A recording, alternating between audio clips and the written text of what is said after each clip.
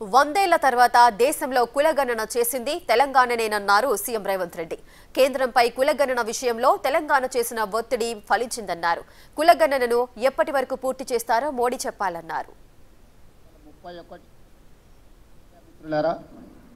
మీకందరికీ తెలుసు, 100 సంవత్సరాల నుంచి ఈ దేశంలో 1931 బ్రిటిషర్స్ ఈ దేశాన్ని పాలిస్తున్న సందర్భంలో ఈ దేశ జనాభాలో ఉన్న వాళ్ళ కులాల వారిగా వివరాలు సేకరించడం జరిగింది.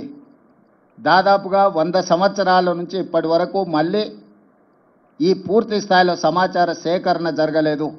2010లో మన్మోహన్ సింగ్ గారు, శ్రీమతి సోనియా గాంధీ గారు యూపీఏ చైర్పర్సన్గా ఉన్నప్పుడు ఒక ప్రయత్నం చేసిండ్రు, సమాచార సేకరణ చేసిండ్రు. కానీ ఆ వివరాలు పూర్తిగా ప్రజలకు అందుబాటులోకి రాలేదు, ప్రభుత్వం ఆమోదించలేదు. నరేంద్ర మోడీ గారు ప్రధానమంత్రిగా బాధ్యత చేపట్టిన తర్వాత ఆ నివేదికను కాలగర్భంలో కలిపేసిండ్రు. ఈ 11 సంవత్సరాలు వారు ఎలాంటి ప్రయత్నం చేయలేదు. కానీ శ్రీ రాహుల్ గాంధీ గారు కన్యాకుమారి నుంచి కశ్మీర్ వరకు 150 రోజులు 4000 కిలోమీటర్లు మండు టెండల్లో మంచు కొండల్లో పాదయాత్ర చేస్తూ ఈ దేశ ప్రజలందరినీ కలిసినప్పుడు దేశ ప్రజల యొక్క ఆలోచన, దేశ ప్రజల యొక్క గుండె చప్పుడు విన్న రాహుల్ గాంధీ గారు స్పష్టమైన హామీ ఇచ్చిండు ఈ దేశ ప్రజలకు. ఏ రాష్ట్రంలో మా ప్రభుత్వం ఏర్పడుతుందో ఆ రాష్ట్రంలో మేము జనగణనలో కులగణనను ఏర్పాటు చేస్తాము, వివరాలు సేకరిస్తాము.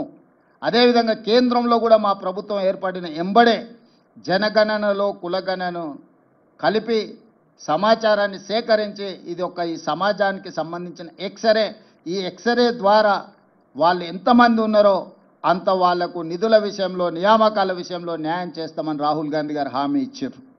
ఈరోజు రాహుల్ గాంధీ గారి హామీ మేరకు తెలంగాణ ప్రజలు కాంగ్రెస్కు ప్రభుత్వాన్ని అందించడం జరిగింది.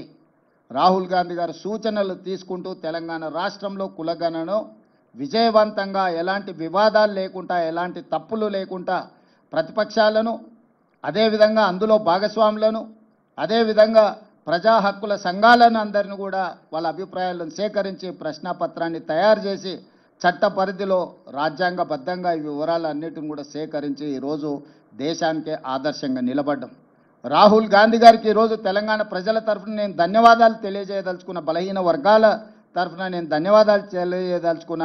ఈరోజు పెద్దలు కేశవరావు గారు, హనుమంతరావు గారు, మధు యాస్కి గారు, పొన్నం ప్రభాకర్ గారు, అంజన్ కుమార్ యాదవ్ గారు, చాలామంది మిత్రులు, షబీర్ అలీ గారు, చాలామంది శాసనసభ్యులు, వీళ్ళందరూ కూడా నన్ను అభినందించడానికి వచ్చిండు. ఈ అభినందనలు నాకు కాదు, రాహుల్ గాంధీ గారికి చెందాలి.